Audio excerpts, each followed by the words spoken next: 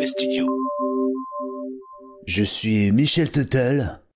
Je suis Frank Magic. Et vous écoutez Mauvais Travail. Michel, t'es pas toi-même là? C'est quoi cette voix? Excuse-moi, c'est encore à cause de la série, avec les morts qui marchent, là. J'adore la voix du chevelu crasseux, là, Barry, là. Je peux pas m'empêcher de parler comme lui. Ouais, tu sais quoi, hein, tu vas t'empêcher un petit peu, mon gars, parce que je suis là maintenant, hein, tu peux pas test. Oh, mais, Baril, c'est toi? Non, c'est pas Baril, c'est Daryl, du con. T'as cru que j'étais Samuel Etienne? Bah, ouais, c'est moi, je suis là, ouais. Quoi, qu'est-ce qu'il y a? Y a rien, c'est le lancement de l'émission, donc faut dire et vous écoutez Mauvais Travail. Ah, d'accord. Bon on la refait alors. Ok. Mauvais Studio.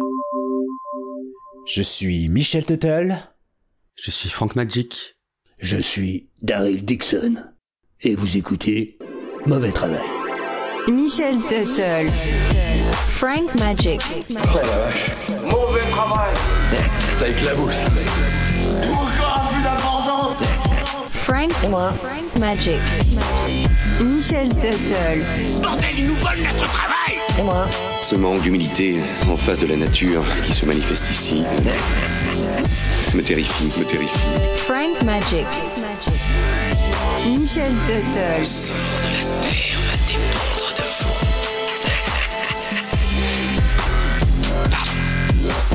Mauvais travail. Merde, mais c'était Daryl sur le lancement de l'épisode. Il est où d'ailleurs? Bah là, il est en train de vider mon frigo. Et Tuttle, Ouais. t'aurais pas une pizza? Tu sais Daryl, je vois que mon frigo t'intéresse, alors vas-y, fais-toi plaisir, mais pour ce qui est de la pizza, t'inquiète, tu vas être servi dans cet épisode. Ouais, merci. C'est cool. J'adore quand je suis bien servi en pizza. Mais pas d'anchois, s'il te plaît, hein. Dégueulasse les anchois, je trouve.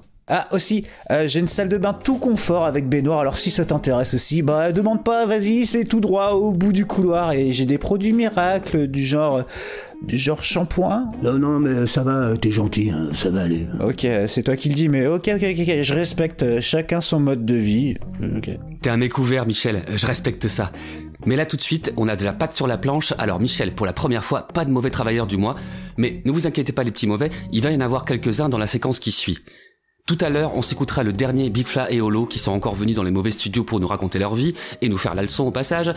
Aussi, après le mauvais dossier qui parlera d'une rocambolesque histoire d'escroquerie à la pizza, ce sera le retour du rêve de Frankie. Oui. Mais tout de suite, on va rentrer dans la pâte du sujet et on attaque sans plus attendre la Krusty Pizzactu, un panorama de la pizza à travers l'actualité. Michel envoie le jingle. Jingle. La Krusty Pizzactu avec Michel Tuttle et Frank Magic. On attaque avec un gros curieux projet à base de pizza et de Jésus, auquel on va consacrer un peu de temps pour le découvrir façon mini mauvais dossier. C'est un projet numérique de geek de l'an 2000 que j'ai trouvé sur internet et qui mérite son propre jingle. The Jesus Pizza Project. Mais qu'est-ce que c'est cette histoire de cyber pizza Jésus? Pour tout savoir, il faut aller sur le site theanna.org/JesusPizza. Theanna comme le prénom A2NA. Hein. Oh, comme Anna, ma nièce. Exactement. Bisous Anna, bisous. Le contenu de ce site est daté de 2000 à 2005. Sur la page d'accueil, vous trouverez ce texte que nous avons traduit pour vous, chers auditeurs. Vous avez peut-être entendu vos amis parler d'un projet appelé Jesus Pizza qui consiste à utiliser des milliers d'ordinateurs connectés à Internet pour aider à la recherche de la pizza parfaite, la pizza contenant le visage de Jésus. L'idée derrière Jesus Pizza est d'utiliser les cycles de processeurs qui sont généralement gaspillés par votre ordinateur et cet économiseur d'écran 3D texte. Cela fonctionne comme suit. Un utilisateur d'ordinateur intéressé tel que vous téléchargera un logiciel gratuit à partir de notre site.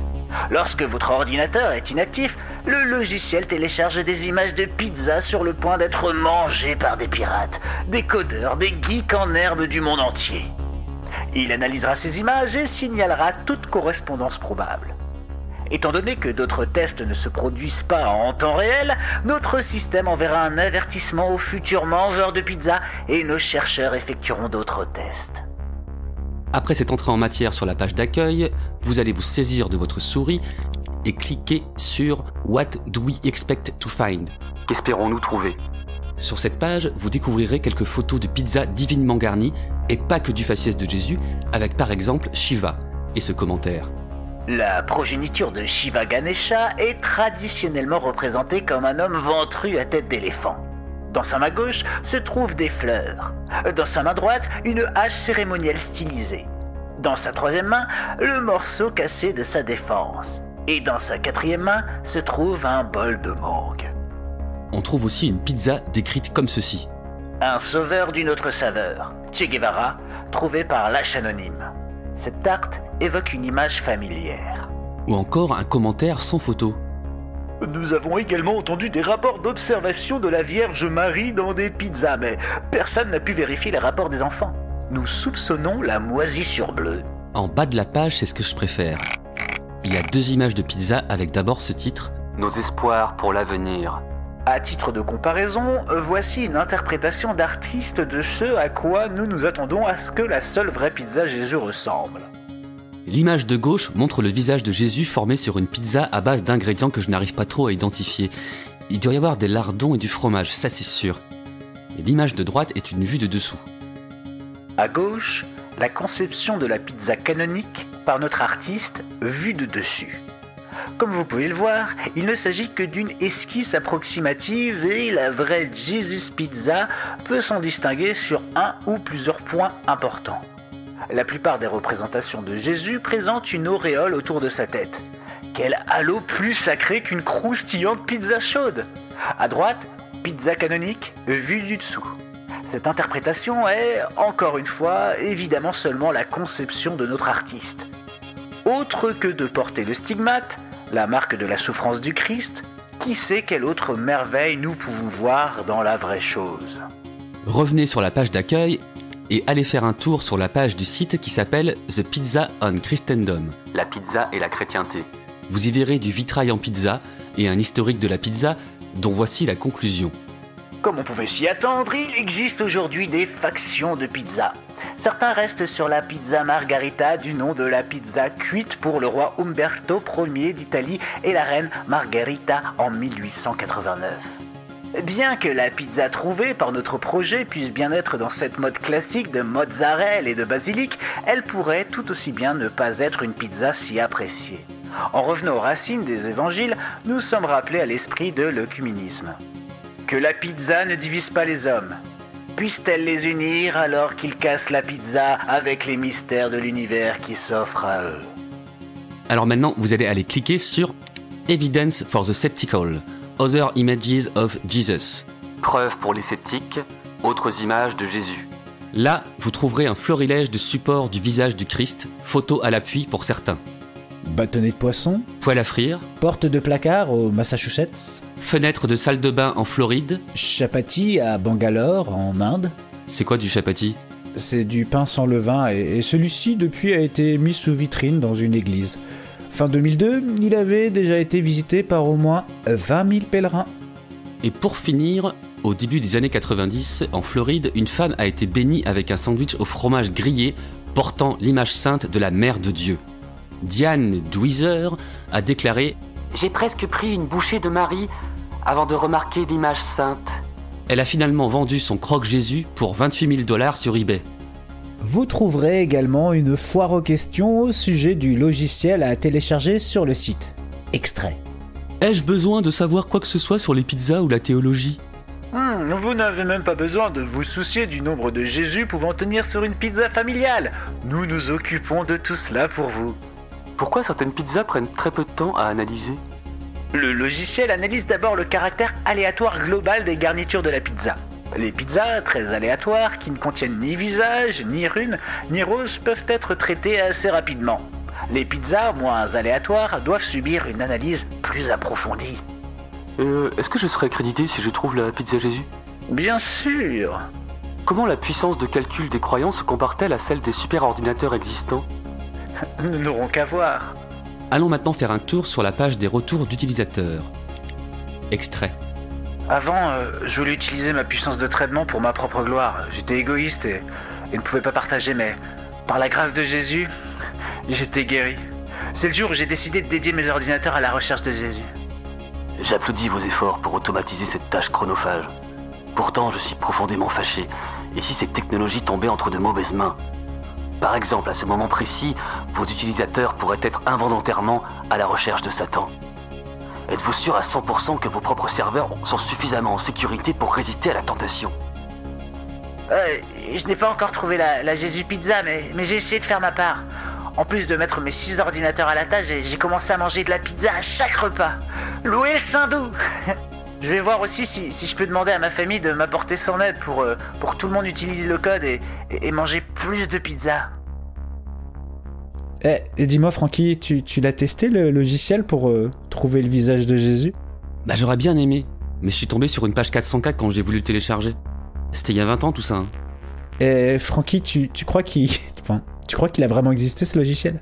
J'ai envie d'y croire, Michel. Ah, c'est ton côté lumineux qui ressort, hein. T'envoies de la lumière dans le micro, c'est ça? Toi aussi tu la vois? Ouais, c'est sûr, je la vois, mais dis-moi, qui est derrière ce Jésus Pizza Project? Eh bien, il s'agit d'une certaine Anna Lynn Scheffel, qui a un site, theanna.org. Oh, Anna, comme ma petite nièce. Oui, mais oui, comme elle. Bisous, Anna. Bisous, dédicace. Alors sur ce site, on trouve des liens vers la page Jesus Pizza et aussi d'autres projets numériques dont certains encore mis à jour, comme la page Anna's News Clippings Archive, archive de coupures de presse d'Anna, qui propose des faits divers, pas toujours marrants, allant de 1999 à 2022. Vous y trouverez aussi des transcriptions d'épisodes de Doctor Who, des chroniques sur des festivals de bière et d'autres surprises, notamment à base de nouilles.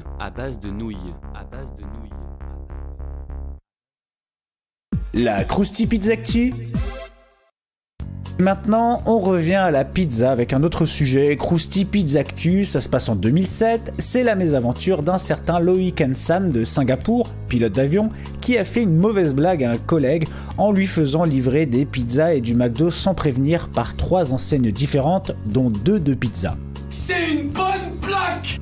Problème ? En vertu de la loi sur les télécommunications de Singapour, toute personne qui transmet un faux message par téléphone peut être condamnée à une amende pouvant aller jusqu'à 10 000 $ singapouriens.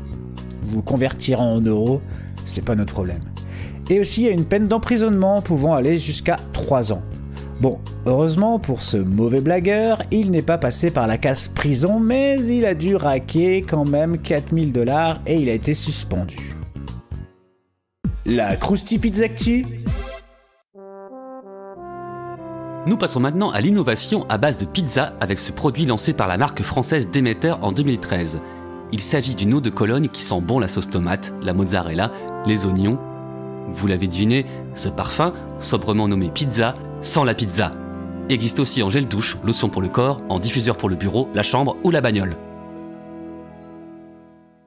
La Krusty Pizza Actu. On continue sur l'innovation olfactive et cette fois on est sur de la haute technologie avec une super idée et ça se passe en 2013 au Brésil. On va dédicacer Dayani, on va dédicacer Ivu et Gigi. JJ Oranian représente. JJ Oranian représente. Alors là il s'agit d'un type de DVD inédit lancé par Domino's Pizza dans 10 vidéoclubs. Je vous le donne Emile, c'est un DVD sur lequel apparaît l'image d'une pizza quand tu le sors du lecteur après le film. Mais c'est pas tout, il sent la pizza qui sort du four. Il y a aussi un message du style « Avez-vous aimé le film ? Le prochain va être bien meilleur avec une pizza chaude et délicieuse de chez Domino's Pizza. » Cette technologie fonctionne, vous l'aurez deviné, grâce à la chaleur dégagée par le lecteur DVD. La Krusty Pizza Actu. Encore une initiative marketing de chez Domino's Pizza, mais qu'ils ont regretté au vu de son succès inattendu. Les gens sont prêts à tout pour un siècle de pizza gratuite, autour de 10 000 pizzas. C'est ce que proposait la chaîne de Pizza à ses clients russes le 31 août 2018 sur Facebook, à condition de se faire tatouer leur logo sur le corps et bien visible. Plus de 350 personnes se sont donc fait tatouer le fameux domino rouge et bleu et ont eu droit au certificat pour un siècle de pizza. Mais certains ont dû regretter s'ils n'ont pas été informés à temps de la réduction du délai de l'opération, passé du 31 octobre au 5 septembre. Et oui, ils ont paniqué chez Domino's, alors ils ont conseillé aux gens d'annuler leur rendez-vous chez le tatoueur. Mais moi, il y a une question qui m'interroge, Michel. C'est que, étant donné qu'apparemment il suffisait de poster la photo de son tatouage sur les réseaux sociaux, est-ce qu'il n'y avait pas moyen de les bluffer en se faisant un petit tatouage éphémère ou une décalcomanie par exemple? Ouais, ça se passe en russien, je te rappelle, donc je sais pas si c'est... vaut mieux éviter de bluffer, je pense, et puis ils ont peut-être fait des contrôles après opération. Ah ouais, c'est vrai qu'on n'a peut-être pas eu toutes les infos. Ouais. La Krusty Pizza Actu. Revenons en France avec l'initiative originale d'une pizzeria dans le Gard pour monter les prix de ses pizzas en livraison. En effet, en passant sa commande, le client pouvait glisser un nom de code qui lui permettait de recevoir, en plus de sa pizza, un petit sachet de poudre blanche. Oui, c'était de la cocaïne. Ouais. Résultat, perquisition avec, surprise, de la cocaïne, du cash et des armes. La suite, comparution immédiate pour les 2 entrepreneurs condamnés à 1 an et 6 mois de prison ferme. Et ouais, c'est le minimum pour ce genre de mauvais travail. Allez. La Krusty Pizza Actu. Moi, j'enchaîne avec une initiative bien plus feel-good, celle du rappeur Lil Nas X. Alors, si vous connaissez cet artiste américain, vous êtes sûrement au courant depuis son coming out en 2019 qu'il est homosexuel, ce qui lui a valu en septembre dernier de voir débarquer des manifestants homophobes devant le MGM Music Hall de Boston où il allait se produire pour essayer de faire annuler son spectacle, sans succès. C'est peut-être par compassion que Lil Nas X a décidé de leur faire livrer des pizzas. Sympa, mais ces cons ont refusé. Tant pis pour eux. Le rappeur a communiqué sur Twitter par la suite. Il ne voulait pas de pizza, mais je suis accidentellement tombé amoureux d'un des manifestants homophobes. Je n'arrête pas de penser au mec homophobe mignon qui protestait contre mon concert. Je sais juste que nous avions une connexion. Il me manque tellement, je ne suis rien sans lui. La Krusty Pizza Actu. Passons à une autre pizza actu, on arrive bientôt à la fin. C'est en quelque sorte un record, mais non homologué par le Guinness et surtout motivé par une rancune tenace. Ce record, c'est celui de John Schnatter, fondateur de la chaîne de pizza Papa John aux États-Unis d'Amérique, qui en 2021 avait déjà goûté 800 pizzas de cette enseigne en 18 mois, pour les tester. Mais pourquoi ? Eh ben tout simplement pour prouver la baisse de qualité de son ancienne entreprise depuis qu'il a quitté sa direction. Pourquoi il a quitté ? On l'a contraint à démissionner à cause d'injures racistes. En 2017, Papa John sponsorise la Ligue de football américain. Des joueurs noirs de football américain s'agenouillent pendant l'hymne national pour protester contre les violences policières et Schnatter déclare qu'ils ont porté préjudice à Papa John. Et je ne souhaite pas connaître ses propos en détail, mais je sais qu'il y a eu du mot en haine. Eh ben, écoute, il a bien mérité son éviction, ce connard. Oui, et il me semble qu'il n'est pas vraiment digéré, d'où son délire qui l'a poussé à acheter autour de 2 pizzas tous les 3 jours pour faire connaître ses commentaires et tenter de discréditer Rob Lynch, son successeur. Il ne mange même pas ses pizzas en entier, il goûte juste une partie. Et ce qui est marrant, c'est qu'il donne de sa poche pour les bénéfices de l'entreprise qu'il aimerait bien voir couler. Abruti. Voilà, c'est tout concernant ce pauvre gars qui m'a l'air particulièrement toxique. Ouais, tout à fait, Francky. Alors, petite question. La Krusty Pizza Actu. Petite question, faut-il acheter plusieurs pizzas moyennes, des petites ou la plus grosse de la carte pour un bon ratio prix et bidon bien rempli ? Je sais pas. Eh bien, Pok Trung Bui, un journaliste, a fait une étude sur le prix relatif des pizzas par rapport à leur taille pour répondre à cette question que tu ne te posais pas, et il dit: Une pizza est un cercle et l'aire d'un cercle augmente avec le rayon au carré. Donc, si on prend l'exemple d'une pizza de 16 pouces, elle est en fait 4 fois plus grande qu'une pizza de 8 pouces. Et quand vous regardez des milliers de prix de pizza à travers les États-Unis, vous vous rendez compte que vous ferez presque toujours une bien meilleure affaire en achetant la plus grande pizza. La réponse est donc bien vite donnée, la plus grosse pizza est la plus rentable. Alors, pour pouvoir visualiser les résultats de son étude, il a édité une série de graphiques afin que l'on capte rapidement le prix d'une pizza selon sa taille. On vous mettra le lien du site qui relate cette étude très intéressante en lien dans la description et vous saurez même combien de pizzas supplémentaires vous aurez en optant pour la plus grande, mais également combien de petites pizzas il faut pour arriver à la taille de la plus grande.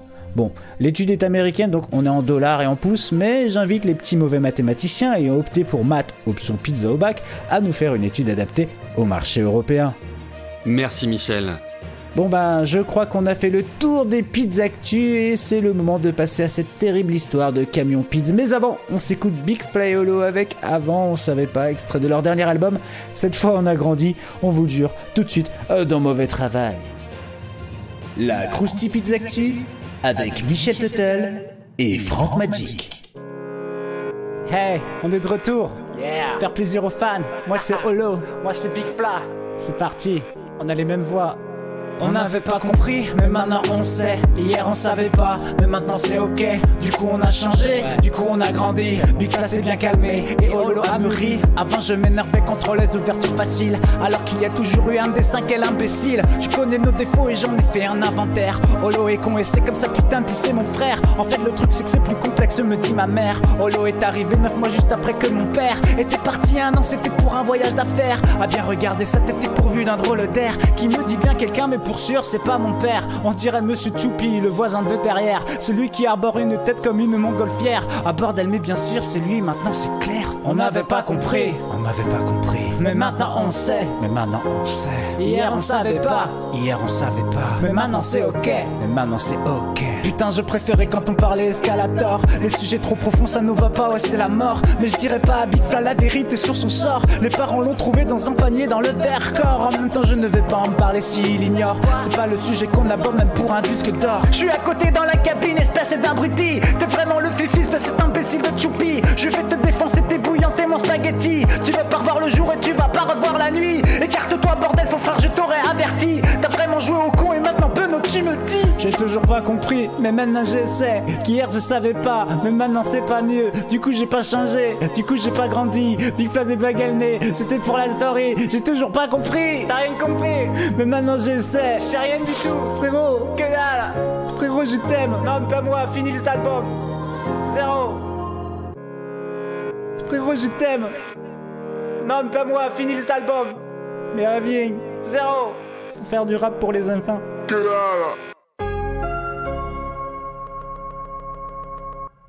Dans le système judiciaire, les crimes culinaires sont considérés comme particulièrement monstrueux. À Marignane, 2 mauvais inspecteurs qui enquêtent sur ces crimes sont membres d'une unité d'élite appelée Unité spéciale pour les victimes. Dans cet épisode, les victimes sont des pizzas et leurs pizzaiolos. Voici leur histoire.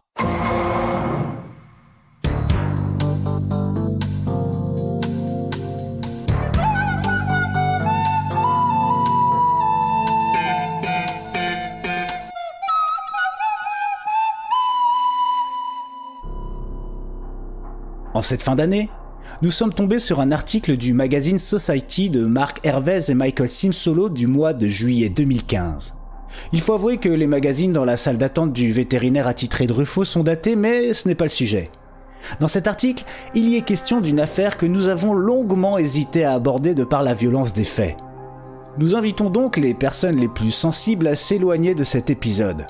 Pour les autres, accrochez-vous car vous vous apprêtez à faire un voyage sans escale dans le train de l'horreur et de l'abject. C'est parti. Marignane est une commune française située dans la région Provence-Alpes-Côte d'Azur dans le département des Bouches-du-Rhône. Cette commune héberge 32 384 habitants. À Marignane, il y a 1398 habitants au kilomètre carré. La superficie de Marignane est de 23,16 km² et la température moyenne minimale au mois de décembre y est de 4 degrés. Suis-je trop précis ? Probablement. Vais-je me reprendre ? Oui. À Marignane, il y a tout ce que vous trouverez dans une commune française normale. Des écoles, des épiceries, des vieilles personnes, des bancs, un maire de droite fan de Calogero et de Mylène Farmer, des boutiques, des pizzerias, mais surtout des camions pizza. Ah ça, si t'as envie d'une pizza, y'a le choix à Marignane. Si t'as une envie compulsive de pâte fine ou épaisse, basse crème fraîche ou tomate, tu peux aller voir Pizza du 8 mai, Lalo Pizza, le Pizza Art, Alpha Pizza, Pizza chez Jackie, enfin bref, de quoi faire taire cette voix insupportable venant de ton estomac qui hurle « Remplis-moi !» Et ouais, et la vie est belle pour nos amis pizzaiolos jusqu'alors. Mais un jour, Didier, proprio du camion La Pizza du Bonheur, vit un réveillon qu'il n'oubliera pas de sitôt. Il témoigne. Je me suis fait niquer le 23 décembre au soir. C'était un mardi. Les salopards, ils l'ont niqué, et un mardi en plus. Le respect n'est plus de ce monde. Il lui est arrivé quoi au juste un mardi ? Il s'est fait rouler pour 150 € de pizza par 2 femmes. Des salopardes en fait. Il va t'expliquer. Après la commande, j'avais demandé un acompte. Elle m'avait dit qu'elle pouvait pas venir le verser parce qu'elles étaient souvent en déplacement. Elles étaient bien apprêtées et je me suis pas méfié. Elle n'avait rien de louche. En fait, Didier n'est pas le seul à s'être fait abuser. Tout le monde s'est fait avoir, mais personne ne le prévient. Ni Alpha Pizza, ni Pepperoni Rognon Pizza d'ailleurs. Sans doute par honte, ou peut-être n'avait-il pas pensé à un réseau organisé, ou alors que les autres collègues se feraient également avoir. Jean-Vincent, proprio du camion pizza GGU, témoigne à la tête basse. Pourtant on se connaît tous, on s'entraide parfois. On se dépanne des boîtes, des anchois. Bon, sauf avec celui du quartier Clamoni. Lui, tu peux lui demander 5 cartons à pizza quand il a une pile comme ça derrière lui, il te répond « j'ai pas ». Mais alors, qui sont ces deux personnes prêtes à tout pour engloutir et stocker ce plaisir circulaire à la tomate avec ou sans supplément fromage? Tu veux de la sauce qui pique? Ouais, mais pas de champignons, merci. Eh bien, il s'agit, comme nous vous l'avons dit, de 2 femmes, originaires du nord de la France, avec en tête la maman Joëlle, 60 ans, et la fille Estelle, 40 ans.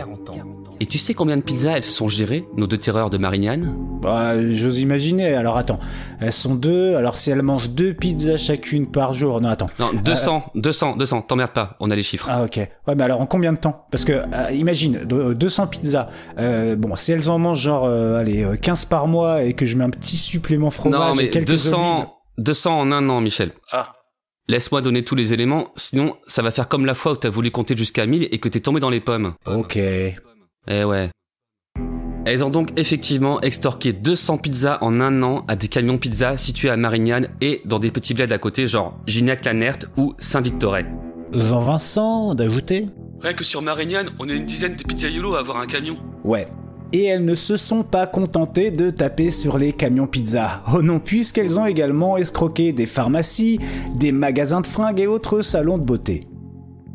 La liste des professionnels, floués par nos 2 bandits de grand chemin, est de plus de 30 commerces pour un préjudice d'environ 5 000 €. Ouais, on est vraiment en train de couvrir le braquage du siècle. On est chaud dans les mauvais studios, on est bouillant, on est... Ouais. Et pendant que Michel mesure la température de l'émission, revenons à nos pizzas et laissons Roger d'Alpha Pizza nous raconter ce qu'il a vécu. Ouais, elles n'étaient que 2, mais elles m'ont quand même volé une dizaine de pizzas. Et chez les collègues la même, entre 10 et 15 à chaque fois. Ouais, je me suis assis sur 85 balles à cause d'un chèque en bois. C'était l'heure de pointe, j'ai pas pris sa pièce d'identité, elle disait qu'elle était pressée, alors j'ai pas fait gaffe. Roger termine en pleurant. Jean-Vincent le prend dans ses bras en lui servant du... Pleure pas mon Roger, je suis là moi bébé. Je suis là mon gars. C'est dur putain. T'inquiète. C'est dur. T'inquiète. Ah, pauvre Roger, ça me fait de la peine mais il pouvait pas savoir. Ouais, c'est dur. Leur technique consistait aussi à passer de grosses commandes, histoire d'envoyer du rêve à tous les Roger et autres Didier ou Jean-Vincent du coin. Et puis, ça légitimait le fait de payer en chèque qui, comme on l'a compris, n'avait finalement aucune valeur. Jean-Vincent revient aussi sur sa triste aventure. Moi, c'était début septembre 2014. Elles sont arrivées le jeudi matin, sereines, en disant... Là, Jean-Vincent imite une voix féminine et on peut voir Roger se décomposer au fur et à mesure de la courte imitation. Bonjour, on voudrait savoir si vous êtes ouvert ce week-end et si vous faites des offres. Arrête Jean-Vincent, c'est horrible, cette voix. Ouais, tu l'as fait trop bien, je revois tout. Les olives, les anchois, la sauce qui pique et pas de champignons. Oh putain, c'est dur, putain, je trouve. Ça va aller. Désolé mon Roger, mais ils doivent bien comprendre. Je reprends. Donc, elles sont ensuite revenues le vendredi avec un bon de commande super bien fait, avec ce genre d'en-tête bien propre, la date et la liste des pizzas avec le prix à chaque fois. Du boulot de professionnel, je vous dis. Avec tout ça, je vois pas comment on pouvait douter. Et puis j'ai présenté le gros chèque à la banque et puis on m'a annoncé que le compte avait été clôturé. Je m'étais bien fait empéguer. Empéguer ? Ouais, c'est vrai que t'as pas vécu dans le sud, toi. T'as pas les bases linguistiques, mon loustic. En gros, ce qui veut dire, c'est qu'il s'est fait avoir, quoi. Ah, ok. Oui, Roger ? Oui, merci, Michel. En fait, elles étaient douées. Elles laissaient passer le temps entre les escroqueries et changer de mode opératoire. C'est les gendarmes qui nous l'ont dit. Tiens, par exemple, des fois, elles partaient même sans payer. En gros, il y en a une, qui est restée au volant et l'autre allait chercher les pizzas. Et au moment de charger le bousin, elle disait... Ah putain, vas-y, fais la voix, Jean-Vincent, là. J'ai point la force. Ok, j'y vais. Alors, elle disait, par exemple... Je reviens pour les boissons et régler. Et hop, elle démarrait aussi sec. Salut les ringards. Des coups du genre, elles en firent d'autres, à base d'aller chez le coiffeur à 2. L'une quitte le salon en disant que l'autre va payer pour les 2, et l'autre de prétexter un oubli de carte bleue dans la caisse en laissant un larfeuille bien entendu vide en caution, et de ne jamais revenir. Ce genre d'opération pouvait facilement faire perdre plus de 100 € au salon. C'est donc en alternant la technique des faux chèques avec adresse obsolète et des restos basket qu'elles réussissent à tenir pendant toute une année. Et ouais, il y a une réelle organisation derrière tout ça, du cousu humain, je vous dis. D'ailleurs, on en sait un peu plus sur Joël et Estelle. Qui sont-elles? D'où viennent-elles? Quels sont leurs signes astrologiques? Aiment-elles les champignons sur leur pizza? Moi non, et ça vous le savez. Bah, c'est flou. On sait donc qu'elles sont du nord de la France, qu'elles ont un fort tropisme pour les pizzas en tout genre, et les mythos. La preuve en est avec le témoignage d'une esthéticienne victime de notre duo infernal. La plus jeune m'avait donné un faux nom, Estelle Collin, je crois. Elle prétendait habiter au Pen Mirabeau. Sa mère s'appelait Joëlle Collin. Elle disait vivre à Gignac-la-Nerte. Estelle, lors de sa déposition, évoquera parfois un petit ami, un passé d'infirmière ou des études de tourisme. Un vrai petit caméléon. Elle dira également qu'avec sa maman, elles partiront prochainement s'installer aux Baléares. Selon des sources policières, les deux femmes se seraient établies dans les Bouches-du-Rhône en 2013 après avoir fait du sale vers le Cap d'Agde. Au début, elles vivaient dans un appartement sur la côte et puis ont préféré l'hôtellerie de plein air, ce qui est plus pratique pour passer sous les radars de la pléthore de créanciers qui pourraient éventuellement venir leur chercher des poux. C'est donc au camping Le Jaille qu'elles tiendront leur campement, pas loin de Marignane, histoire de bien rincer le coin. Le gérant du camping nous dira: Elles louent un bungalow au mois. Elles sont restées ici jusqu'à la mi-juin, puis on leur a demandé de libérer l'emplacement pour la saison estivale. Franchement, on n'a jamais eu de soucis avec elles payaient le loyer et étaient discrètes. Discrète, ça, pour sûr elle l'était vu le faible montant des larcins, et ça, bah, c'est habile. Un petit kidam, ça ne fait pas de veille. Tu tues une baleine, t'auras les écolos, t'auras Greenpeace, t'auras le commandant Cousteau sur le dos. Mais d'ici ma bande sardine, j'aime autant te dire qu'on te mettra à les mettre en boîte, hein. Exact, Ben. Et comme les sommes n'étaient pas monstrueuses, eh bien personne ne portait plainte, sauf Jackie. Jackie à Sainte-Victorée, c'est lui qui a porté plainte en premier. Il se trouve que la policière est une de ses clientes régulières. Il a dû lui en parler au détour d'une conversation et là, elle lui a dit de porter plainte et demander à tous les collègues s'ils ont vécu la même chose. Et voilà. Et voilà. La police, maintenant au fait de l'histoire, informe les pizzaiolos du coin qui sont invités à ouvrir l'œil en cas de commande jugée suspecte, si vous voyez ce que je veux dire. Commande suspecte genre pizza ananas, cassoulet, c'est ça, kiwi, Nutella, choucroute tagada et autres fantaisies, enfin des trucs que les gens comme toi vous trouvez bizarres. Non, juste des commandes de beaucoup de pizzas, des paiements par chèque quoi, mais dis-moi Francky, t'as suivi l'histoire ou quoi? Oui, chut, fais pas de bruit, on dirait que le moment de les coincer s'en vient. Effectivement. Et ça n'aura mis que 15 jours pour choper Jojo et Estelle. Et c'est le camion chez Michel, vous savez, c'est celui qui est derrière le concessionnaire Renault, qui sera le dernier camion visité par nos Thelma et Louise de la pizza. Michel témoigne. J'étais le dernier de la route. Y'a que moi qui n'avais pas enflé. Fallait qu'elle me tombe dessus un jour. Et c'est ainsi que l'opération Pizza Trop Quitte se déroula. Les forces de l'ordre laissèrent alors le duo commettre leur mauvais travail et les filèrent ensuite jusqu'au rond-point quelques dizaines de mètres plus loin et hop, dans le panier à salade. Estelle, toujours droite dans sa connerie, se permit quand même de dire aux agents: Non mais un ami l'a déjà fait là, puis moi je me suis fait avoir, puis merde, hein, pourquoi moi je le ferais pas non plus? Quel aplomb! Ensuite, vient l'heure de la perquisition dans le bungalow, et là on trouve moult produits de beauté, des parts de pizza congelées débordent du freezer. Les policiers trouvent également 1500 € en liquide. Petit détail qui paraît surprenant, nos deux compères auraient hérité récemment de 70 000 €. Elles auraient donc vraiment fait ça pour l'amour de la pizza? Je ne sais pas si c'est ça, mais c'est beau. Enfin, 200 pizzas en 12 mois, en vrai, ça fait environ 17 pizzas par mois, donc 8,5 pizzas chacune, c'est beaucoup quand même, non? Ouais, après moi j'aime beaucoup ça les pizzas, mais 8 par mois, je sais pas.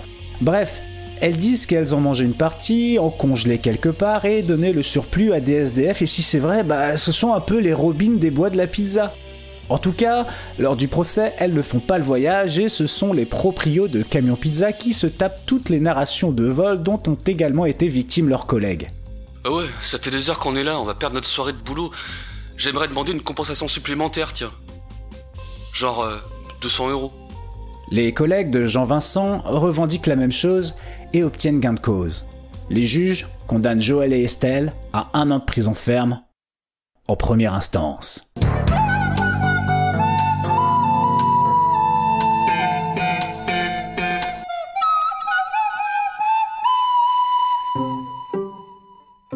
Eh ben, tu vois mon petit Francky, là je pense que c'est l'affaire la plus intrigante et la plus impressionnante racontée dans Mauvais Travail. Ce genre d'histoire qui fait que je ne ferme plus l'œil la nuit, horrifié par ce qu'ont vécu nos artisans du bonheur que sont les pizzaiolos. Et toi Francky, t'en retiendras quoi de cette histoire complètement folle? J'ai faim. Bah, si tu étais Jean Van Landegem, cet habitant de Turnhout, tu n'aurais sûrement plus jamais faim. Tu t'en souviens, on en avait parlé pendant un des mauvais journaux de confinement. Ah oui, c'est ce Belge de 65 ans qui se fait régulièrement et à grosse fréquence livrer des pizzas sans avoir rien commandé, c'est ça? C'était genre tous les jours, non? Ouais, et surtout c'est à n'importe quelle heure en week-end ou en semaine. Et même s'il ne paye rien car il refuse les pizzas, bah ça l'angoisse. D'ailleurs, il confie à Het Laatste Nieuws, le quotidien belge néerlandophone. Je deviens nerveux dès que j'entends une mobilette dans la rue. Je redoute toujours qu'on me dépose des pizzas toutes chaudes, une nouvelle fois. Ah ouais, c'est mystérieux, mais surtout, ça coûte cher aux restaurateurs.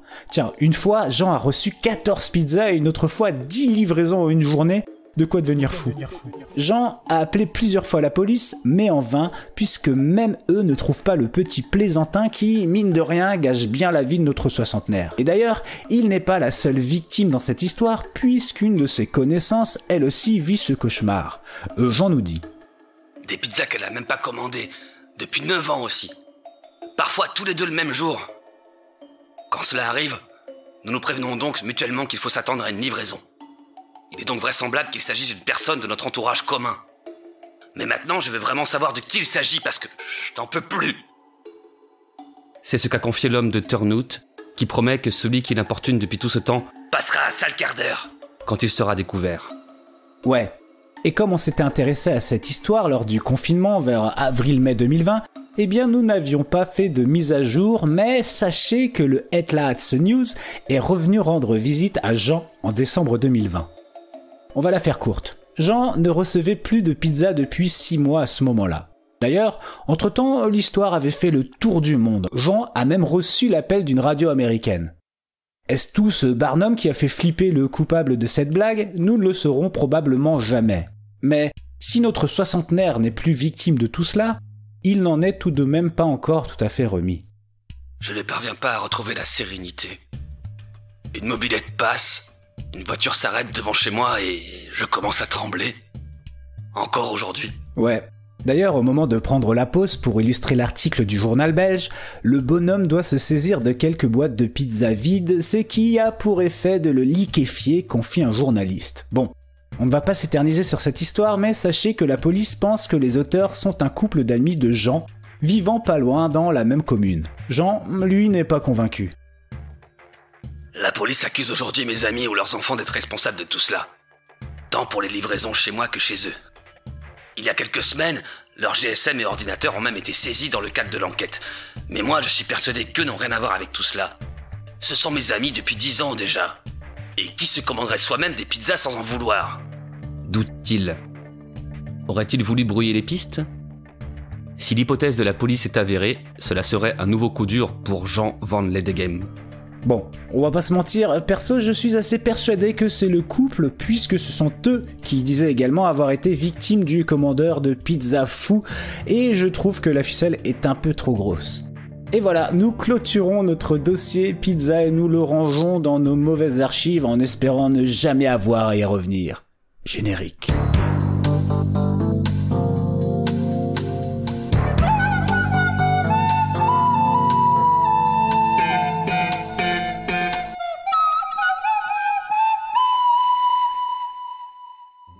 Eh bien, quelle histoire, mais dis-moi, c'est le retour du rêve de Francky. De quoi tu rêvais? Chut, ne dis rien. Pas de spoil. J'appuie sur le bouton rose qui envoie le jingle. Le rêve de Francky. C'est un rêve qui commence sans prévenir. Je suis en train de faire mes propres recherches pour la Crousty Pizza Actu de l'épisode Pizza de Mauvais Travail. Tout simplement, dans la vraie vie, je me suis endormi à l'ouvrage, et je rêve que je continue de bosser. Je suis plongé dans ces histoires vraies à base de pizza, et des pizzas, j'en vois défiler. Par écrit, en photo, en vidéo. Je commence à saliver, comme un toutou qui entend les croquettes tomber dans sa gamelle. Bon, je reste concentré. On enregistre demain soir avec Michel, alors il faut que j'avance. Justement, c'est Michel qui m'appelle. Yo Francky. Yo Michel, je suis sur de la Krusty Pizzactu d'exception là. Tu vas être content. Ah, mais du coup, tu dois en voir défiler des pizzas dans tes propres recherches, non? Ah, plein. Tu commences à saliver, hein? Un peu comme Ruffo quand il entend les croquinonos tomber dans sa gamelle. Ah oui, j'ai envie de pizza au fromage. Faut que tu fasses une pause. Une pause pizza. Ah, d'ailleurs, j'ai un nouveau code parrainage chez Pizza Jojo, mon gars. C'est pour ça que tu m'appelles? Bah ouais. Adorable. T'inquiète. Donc comme d'habitude, qui dit parrainage dit nouveau compte client. Il faut encore que je trouve un nouveau nom. Eh ouais, comme d'hab, mon pote. Bon, alors le code que tu dois donner au téléphone, c'est Pizza Zonzon, Pizza Zouzou, Pizza Zuzu, Pizza Zizi, Pizza Zaizai, Pizza Zazu, Zizi, Zuzu, Zozo, Zaza, Zuiza, Zizi, Zuzu, Zozo. Avec ça, t'as le droit à une pizza de 16 pouces pour le prix de 2 8 pouces. Bon allez, je te laisse bosser. Merci Michel. Michel, c'est vraiment mon gars sûr. Particulièrement quand il s'agit de pizza. Je garde le téléphone en main, je vais chercher la carte de Pizza Jojo pour faire mon choix et j'appelle. Pizza Jojo, bonsoir. Oui, bonsoir. J'ai un code promo parrainage. Ça marche. Ce sera à quel nom? Manuel Salsa. Le code, s'il vous plaît.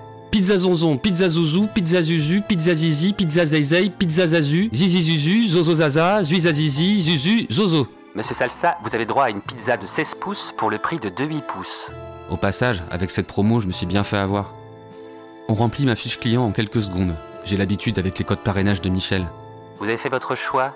Ah oui, ce sera une tresse fromage, avec supplément champignons. C'est noté. Et avec ça, un dessert, une boisson? Non, merci, non. Vous êtes sûr? Oui, oui. Vous avez vu les prix, ils sont corrects. Et pour ce qui est de la qualité, c'est fait maison. Par un chef que personne peut tester. Non, je vous assure, j'aurais plus faim après la pizza. Je comprends, c'est une 16 pouces. Et ben ce que vous faites, vous mangez la moitié de la pizza, vous en gardez pour demain. Comme ça, vous pouvez conclure votre repas comme il se doit, en savourant un délicieux dessert de la maison. Vraiment, Avec une boisson. Ça devient gênant, je trouve. Non, vraiment, si j'ai besoin d'un dessert ou d'une boisson, j'ai tout ce qu'il faut à la maison. Merci pour votre attention. Ce sera tout. Vous paierez sur place avec notre livreur? Oui. C'est noté, on vous envoie Guillaume Canet. Excellente soirée. Merci à vous aussi. Quoi? 10 minutes plus tard, j'ouvre et qu'est-ce que je vois? C'est bien ce que j'avais entendu. Bonsoir monsieur Salsa. Je suis Guillaume Canet. Il assume en plus. Bon, qu'est-ce que je dis? Il a pas le choix. Voilà votre pizza 13 fromages avec supplément champignons de chez Pizza Jojo. Merci, je vais payer en espèces. Vous permettez que je rentre pour faire la monnaie? Oui, allez-y. Et si ça vous dérange pas, j'aimerais passer un moment avec vous. Je suis en train de préparer un film sur un livreur de pizza. J'aimerais développer la relation au client. Vous savez, je suis Guillaume Canet. Vous connaissez mon travail? Oui, je connais un petit peu. Je suis un mec humble. Alors je ne vous demanderai pas ce que vous en pensez. Ça me va très bien. Alors l'essentiel. Alors, la 13 fromage avec supplément champignons, c'est 13,90. Voilà, 2 billets de 10. Oula, ça fait combien? Bah ça fait 20, quand même. Pardon, je suis parti trop loin dans le personnage. Je suis en pleine écriture, recherche et développement. Je prépare mon prochain film, avec moi-même, ma femme, mes potes et mon chien. Je serai un livreur de pizza qui a raté 3 fois le brevet des collèges. C'est pour ça que j'essaie d'oublier mes propres connaissances en mathématiques. Ouais bah quand même, faut pas exagérer. Bah justement, votre personnage, il pourrait se découvrir une passion pour les maths, en commençant par gérer la monnaie du client quand il lui livre une pizza. Ah oui, c'est une super idée, ça. Je vais faire ça. Ce sera le Will Hunting français. Merci beaucoup. Vous avez du papier et un crayon pour noter cette super idée? J'adore. Oui, ok, je vais vous trouver ça. Mais on va s'occuper de la monnaie avant, comme ça ce sera fait. Attendez, il me faut vraiment de quoi écrire. Grâce à votre idée, je suis en train de retrouver ma fulgurance autorisante, tout en restant accessible comme j'aime. Ok, donc il s'installe dans le fauteuil du salon avant que je lui propose, je lui amène du papier et le beau stylo plume que ma maman m'avait offert pour ma première clope. Est-ce que vous n'avez pas plutôt un stylo bille classique? Je suis un mec humble. Enfin, moi Guillaume Canet, je suis un mec humble, mais mon personnage aussi. Je pense qu'il serait plus à l'aise avec un stylo bic. Je trouve qu'il devient vraiment saoulant. Il faut que je l'expédie. Il faut que je lui mette un truc dans la tête qui lui donne envie de rentrer chez lui pour écrire son Will Hunting français. Mais j'aurais dû trouver une autre idée que celle-là. Bah vous savez quoi? C'est justement cette situation qui va aider votre personnage. Un client va lui mettre un stylo plume dans les mains, et là il va se passer quelque chose. Il va lui apprendre la calligraphie. Excellent. Il se met donc à gratter ses idées. En attendant, j'entame ma pizza. Bah je fais bien parce que c'est au moment de la finir que Guillaume Canet termine sa prise de notes. Voilà, j'ai tout noté. J'ai même trouvé le titre de mon film, La plume et le carton à pizza. Je suis tellement reconnaissant de ta générosité, je vais m'inspirer de toi pour le client cultivé qui va apprendre la calligraphie à mon personnage. Et c'est Gilles Lelouch qui jouera ton rôle. Ah, on se tutoie maintenant. Bah, vas-y, hein. Tu pourras me citer au générique. Manuel Salsa. C'est noté. Justement, il faut que je le note avec une belle écriture, c'est le moment où tu décides de commencer à m'apprendre à écrire. Je décide de rien, moi. Allez, merci pour la livraison. Tu sais quoi, je vais t'aider à financer ton film, je te mets les 20 balles dans ta petite poche et tu gardes la monnaie. Je te laisse mon stylo plume en cadeau, ça me fait plaisir, t'auras qu'à le mettre dans ton film et puis tu feras une dédicace à Manuel Salsa quand tu feras ta promo. Allez, merci, bonsoir.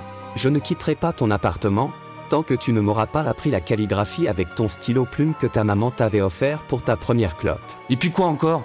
Je suis chez moi, je suis le client, et je veux pas que tu restes une minute de plus. Alors tu dégages! Je comprends ta réaction. Je la mettrai dans le scénario. Maintenant il faut qu'on trouve une idée pour que tu décides que finalement je dois rester pour que tu m'apprennes la vie et que moi aussi je t'apprenne la vie parce que c'est pas parce que je suis un livreur de pizza qui a raté 3 fois le brevet des collèges que je n'ai rien à raconter. Écoute, maintenant je vais devoir être ferme pour de bon. Guillaume, tu dégages de chez moi! Non, je resterai. Tu es trop impliqué dans cette histoire maintenant, j'ai besoin de vivre les choses pour les écrire après. Je suis un mec humble, tu sais. Je ne prétends pas imaginer des histoires qui n'arrivent pas dans la vraie vie. J'ai besoin qu'on vive cette aventure ensemble. Mec, je vois bien que t'es passionné, mais moi aussi j'ai du taf. Ça s'appelle mauvais travail. J'étais en train de bosser dessus là. J'ai fait une pause pizza et maintenant j'ai besoin de m'y remettre. Seul, sans acteur-livreur dans les parages. Tu comprends ou tu comprends pas? C'est toi qui comprends pas. Quand je prépare un film, je suis investi comme une hyène sur une charogne. Tu es entré dans le processus de création, tu vas y rester. Bon, là, je comprends que le problème est insoluble par la voie de la négociation. Je préfère éviter la voie de la force, que je n'affectionne pas. D'autant que le mec a peut-être fait des stages d'arts martiaux pour un rôle par le passé, alors que moi, j'ai pas fait ce genre de stage. Du coup, j'appelle Pizza Jojo. Pizza Jojo, bonsoir. Oui, rebonsoir. J'ai commandé une pizza tout à l'heure. Alors le problème... Oui, c'est vous tout à l'heure qui avez commandé une pizza 16 pouces, sans dessert ni boisson. Oui, c'est moi, ouais. La pizza ne m'a pas déçu. Par contre, j'aurais aimé qu'on me demande mon avis avant de m'envoyer Guillaume Canet. Et surtout, maintenant, j'ai besoin qu'il sorte de chez moi. Et tout de suite. Dans l'état actuel des choses, on ne peut rien faire pour le convaincre. Mais peut-être qu'il a envie d'un dessert ou d'une boisson. Vous voulez dire que je dois... Ou les deux. Ok. Si je commande les deux, je devrais retrouver la paix chez moi. Guillaume Canet a besoin de se concentrer sur un projet et d'aller au bout. Mais si vous détournez son attention avec un dessert et une boisson, vous pourrez facilement le convaincre de quitter les lieux. Ok, mais mettons-nous d'accord. Le livreur restera sur place et il prendra en charge Guillaume Canet. Je veux qu'il le sorte de chez moi. C'est d'accord. Très bien. Alors, amenez-lui un mini pot de glace Gradengrass Creamy Crispy et un orange gras. C'est noté, on vous envoie Laurent Dutch. Excellente soirée. Merci à vous aussi. Quoi? Ah non, pas lui! 10 minutes plus tard. J'ouvre. C'est bien lui. Salut, c'est Laurent Dutch. Laurent Dutch apporte à Guillaume Canet son pot de glace et sa canette. Et il commence à taper la discute. En fait, les gens ne se posent pas la question ou ils ne veulent pas le savoir, mais c'est grâce au règne de Catherine de Médicis au milieu du XVIe siècle que la France a une affinité avec la crème glacée. Le succès de la glace, en tant que dessert entendons-nous bien, atteindra son apogée plus de 200 ans plus tard, juste avant cette période de l'histoire qui a bouleversé la gestion du pays. Je veux parler bien sûr de la sanglante révolution française qu'on aurait pu éviter si l'armée n'avait pas été manipulée et acquise à la cause des gueux. Oh, mais c'est vraiment le destin qui a voulu que je vienne ici ce soir. Mon personnage va se passionner pour l'histoire de France et devenir un maître glacier à l'ancienne. Du coup Laurent, tu vas rester avec nous, tu vas nous transmettre ton savoir, dis-nous tout ce que tu sais. Au bar avec plaisir, et je vais commencer par te raconter comment j'ai mangé ma première glace, c'était dans la station de métro Porte de Vincennes. Non! Savais-tu qu'elle fait partie des toutes premières stations de métro de Paris? Elle a été ouverte le 19 juillet 1900, le jour de l'ouverture de la ligne 1.